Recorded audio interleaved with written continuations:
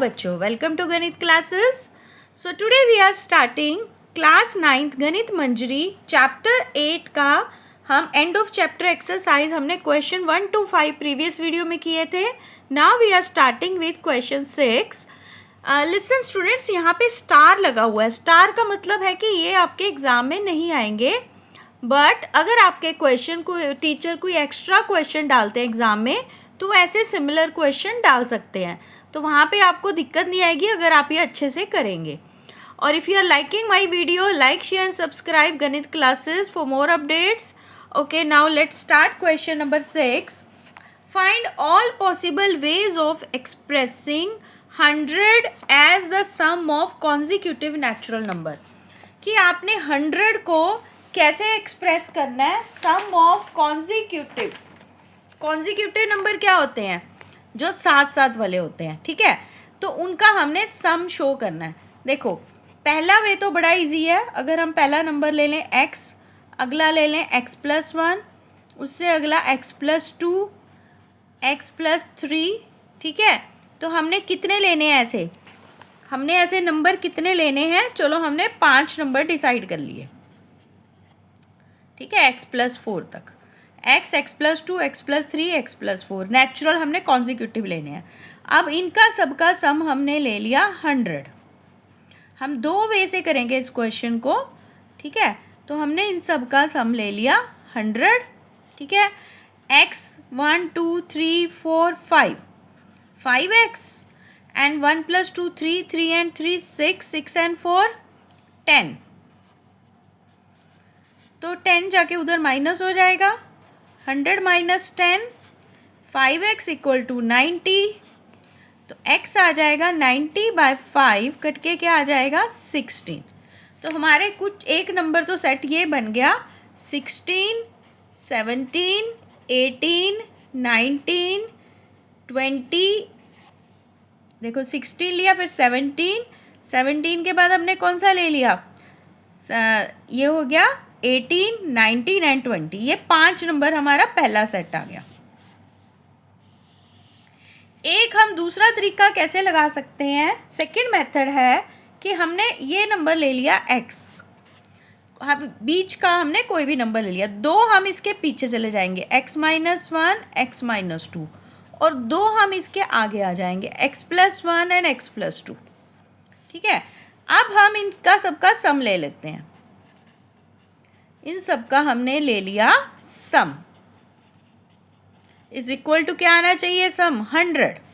अब देखो 2 से ये 2 कैंसिल हो रहा है, 1 से 1 कैंसिल हो रहा है, कितने x बचे 5। सो 5x = 100। तो x आ गया आपका 20। अब इसमें वैल्यू फिल करो, 20 - 2 18, 20 - 1 19, 20, 21 एंड 22। 20 में वैल्यू पुट कर रहे हैं हम x की, तो एक सेट ही आ गया। बस ये 2 ही वे हैं पॉसिबल वे ऑफ, उन्होंने पूछा था ना फाइंड ऑल पॉसिबल वेज, तो ये 2 ही पॉसिबल वे हैं। इनका जो कॉन्जिक्यूटिव नंबर है, इनका सम जो है वो 100 आएगा, और हमारे पास इसमें कोई मेथड नहीं है, ठीक है। हमने जर्नली लिया था, उसको करके भी दिखा दिया। पहले x+1, x+2, x+3, x+4, और फिर हमने बीच का कोई नंबर x मान के 2 इसके पीछे और 2 इसके आगे ले लिए, ठीक है। तो ये हमारा हो गया question number 6। Now we move to question number 7। He says the number of bacteria in a certain culture doubles every hour. कि एक कल्चर में एक सैंपल है, उसमें बैक्टीरिया हैं जो कि हर घंटे में क्या हो रहे हैं, double.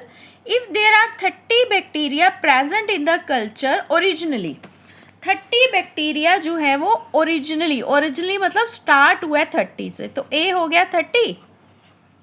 How many bacteria at the end of, double हो रहे हैं। देखो, जब डबल हो रहे हैं तो ऐसा ही तो होता है जीपी में, कि हमने आर हमारी 2 है, कि पहले हमारे 30 हैं, फिर हम इसको 2 से मल्टीप्लाई करेंगे 60, फिर 2 से ऐसे हमारे बैक्टीरिया बढ़ते जा रहे हैं, डबल होते जा रहे हैं। तो आर हो गया 2, so it is a GP. ये हमने प्रूव कर दिया कि ये जीपी है, क्योंकि कॉमन रेशो इज सेम, ठीक है। How many bacteria at the end of second hour, fourth hour and nth, बस यहाँ पे आपको केयरफुल रहना है, बिकॉज सेकेंड आर के एंड पे पूछा है. एंड पे होने का मतलब थर्ड टर्म आपको पूछी गई है. So number of bacteria at the end of second hour. अगर हम सेकेंड आर के एंड पे देखें तो इसका मतलब वो थर्ड टर्म है. थर्ड टर्म के लिए क्या फॉर्मूला होता है? A R square. ठीक है. What is A? 30. R is 2. 30 into 2 into 2 क्या हो जाएगा? 120. तो 120 हो गए. ठीक है. सेकेंड क्या पूछा? At the end of fourth hour. So number of bacteria at the end of fourth hour. Fourth hour का मतलब क्या है? कि फोर्थ आर के एंड पे. फोर्थ आर के एंड के मतलब है फिफ्थ. मतलब हमारी यहाँ पे पावर आएगी 4. फिफ्थ टर्म के लिए पावर 4 आती ना, तो हमने यहाँ पे लिख लिया A R 4. A is 30, R is 2 raise to power 4. 30 into 2 into 2 कितनी बार करेंगे? 4 बार. तो इट विल बी 480. ये आपका आ गया सेकेंड आंसर. 2 आंसर आ गए. Now third he says at the end of nth hour. nth hour मतलब number of bacteria at the end of nth hour. तो आपको nth टर्म पता करनी है. nth टर्म के लिए क्या करेंगे? A R n-1. ठीक है. तो यहाँ पे ए कितना है आपका? A is 30. Yes, A is 30 and R is your. एक बात और है इसमें बेटा, हमने n-1 जैसे कि एंड 4 आ रहा है तो हम यहाँ पे 4 लिया है. अगर n आ रहा है तो हम यहाँ पे n ही लेंगे, n-1 नहीं लेंगे. ठीक है. a इज 30, r इज 2 की पावर n, यानी 30 इंटू 2 की पावर n. तो ये this will be your answer. ये बस याद रखना है, एट द एंड जब आ गया ना तो आपने अगली ही टर्म लेनी है, यानी n नहीं, यहाँ पे n+1 ली है. तभी जैसे फोर्थ था, at the end of fourth hour था तो हमने पावर 4 ली. So at the end of nth पार तो हम यहाँ पे पावर n लेंगे. ठीक है. ये हमारा हो गया question number, this we have done 7th. Now we come to question number 8. So what he says, the sum of 4th and 8th term of AP. कि जो 4th AP की बात आ रही है यहाँ पे, 4th and 8th यानी कि T4 प्लस T8 जो है, this is 24 and sum of 6th and 10th term. 6th मतलब T6 एंड T10, इनका सम है 44. देखो 2 कंडीशंस हैं हमारे पास इस क्वेश्चन में. 4th एंड 8th का 24 एंड 6th और 8th का 44. Find the first 3 terms. तो हमारे पास यहीं से इक्वेशन बनेंगी. हम इक्वेशन बना के ए और डी की वैल्यू निकालेंगे. ए और डी की वैल्यू निकाल के हम कुछ भी टर्म्स निकाल सकते हैं. सो T4 के लिए क्या लिखेंगे? a प्लस 4-1d क्या हो जाएगा? 3d. सो a प्लस 8-1 क्या हो जाएगा? 7d. So a and a क्या हो गया? 2a and 3d plus 7d 10d is equal to 24. अब एक और चीज़ देखो, यहाँ पे 2 कॉमन ले सकते हैं और उसको हम कैंसिल भी कर सकते हैं, पर दूसरी में भी 2 आएगा तो इसलिए उसको भी रख लेते हैं. This is equation 1. अब सेकेंड इक्वेशन खोलते हैं. 5 का मतलब a प्लस 6 है तो क्या आ जाएगा? 5d. ऐसे ही a plus 9d is equal to 44. a and a 2a, 5 and 9 14 is equal to 44. This is your equation 2. अब हमारे पास दोनों इक्वेशन आ गई 1 and 2. अब इनको हमने सॉल्व करना है तो इनको हम सब्ट्रैक्ट सीधा कर देते हैं. सब्ट्रैक्ट करने से क्या फ़ायदा होगा? a एलिमिनेट हो जाएगा, d की वैल्यू आ जाएगी. सो सब्ट्रैक्टिंग किसको किसको? 2 from 1. तो फर्स्ट इक्वेशन थी 2a plus 10d is equal to 24 और सेकंड थी 2a plus 14d is equal to 44. तो हम इनको सब्ट्रैक्ट अगर करेंगे, साइन आर चेंजिंग, ये कैंसिल हो गया. 10 माइनस 14 माइनस 4, 24 माइनस 44 क्या आ जाएगा? -20. तो डी आ गया आपका 5। तो डी की वैल्यू को हम किसी भी इक्वेशन में पुट कर दो, चाहे फर्स्ट में चाहे सेकंड में। इसमें कर देते हैं फर्स्ट में 2a प्लस डी की वैल्यू क्या आई है 5। 10 into 5 is equal to 24। 2a plus ये 10 5 का क्या हो गया 50। 24 minus 50, 2a is equal to -26। तो a हो जाएगा आपका -13। ठीक है, a आ गया -13 और d है 5। अब हम पूरी कितनी टर्म बोली है इन्होंने, फर्स्ट 3। फर्स्ट टर्म क्या होती है a क्या है -13। सेकेंड टर्म क्या होती है a plus D.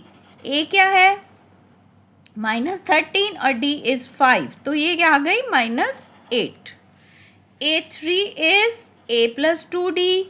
What is a -13 and d is 5। -13 plus 10 क्या हो जाएगा -3। तो आपके 3 आंसर आ गए। A1 का ये आंसर है, A2 is -8, A3 is -3। So this question is completed here. ठीक है, चलो हम चलते हैं नेक्स्ट क्वेश्चन पे। This is our question number 9। Find the smallest value of n such that sum of first n natural number is greater than 1000। देखो पहले तो आप इस चीज को समझो कि n नेचुरल नंबर का सम क्या होता है। देखो अगर हमारे पास है नंबर 1 2 3 ऐसे हमारे n तक नंबर है, ये हो गए नेचुरल नंबर्स। इनका सम करना है। ठीक है, सम के लिए देखो ये एक तरह से AP बन रही है। इसमें a भी 1 है और कितने का डिफरेंस आ रहा है d भी 1 है। पहले हम इसका सम निकाल लेते हैं। देखो AP में ना सम का फॉर्मूला होता है Sn is equal to n/2 a plus l। ये फॉर्मूला बच्चा याद करना पड़ेगा आपको। a मतलब first term, l means last term. ठीक है, n आपको पता है कितनी टर्म है, तो n को n ही रहने देते हैं। फर्स्ट टर्म क्या है हमारी 1 और लास्ट टर्म हमारी n, यानी ये बन गया n into n plus 1 upon 2।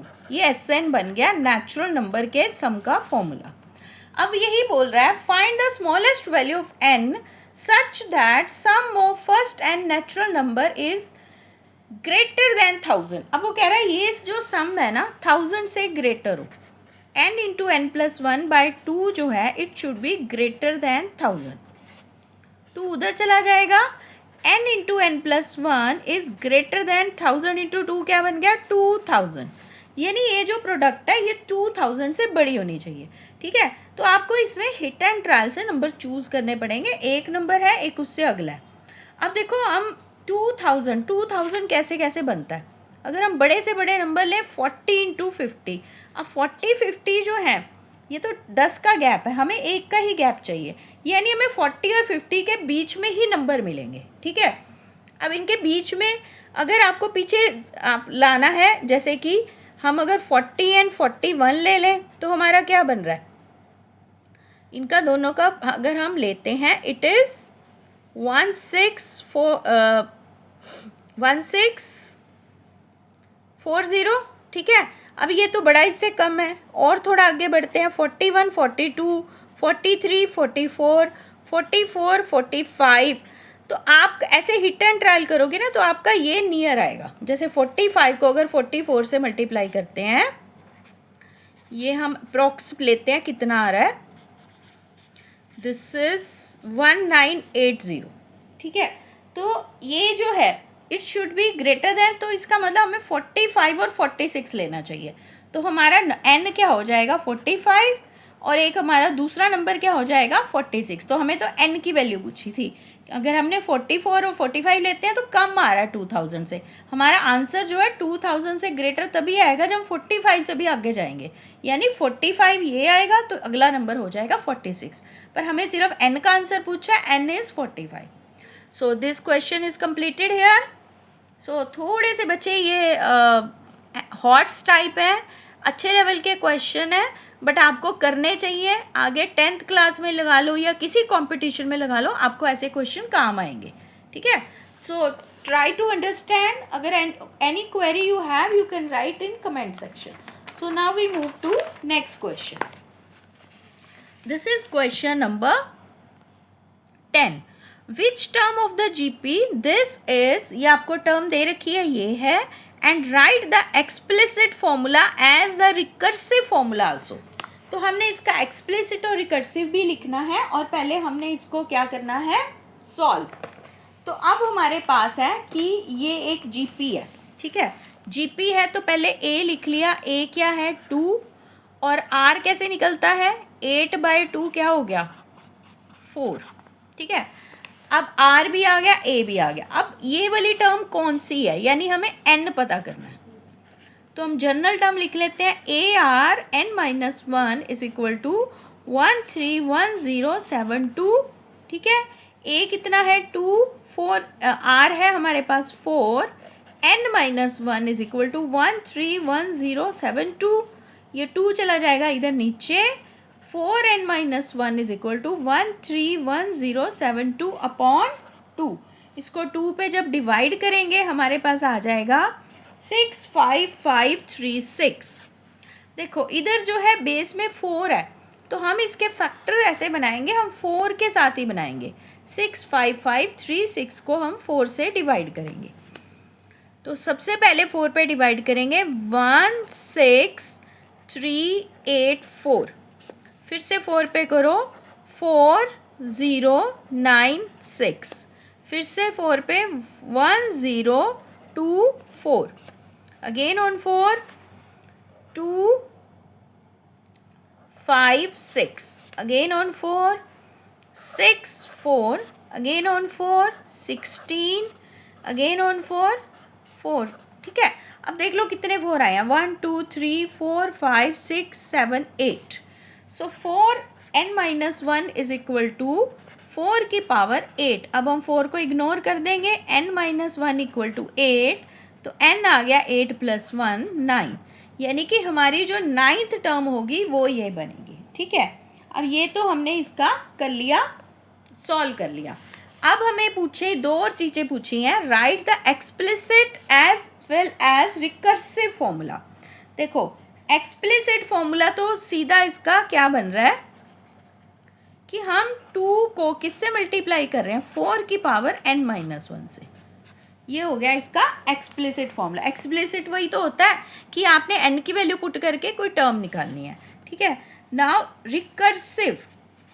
Recursive formula इसका क्या बन रहा है, हम Tn-1 को किससे मल्टीप्लाई कर रहे हैं, R से, और हम अगली टर्म निकाल रहे हैं, ठीक है. 4 से कर रहे हैं. चलो हम 4 को Tn-1, हम Tn बनाने के लिए Tn-1 को 4 से मल्टीप्लाई कर रहे हैं, तो हमारी अगली टर्म आ रही है.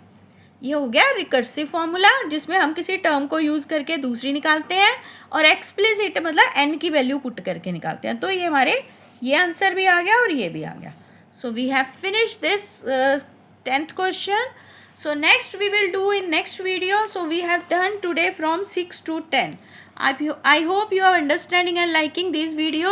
For any question, any query, write in comment section. That's all for today. Keep liking Ganit classes. That's all. Bye bye.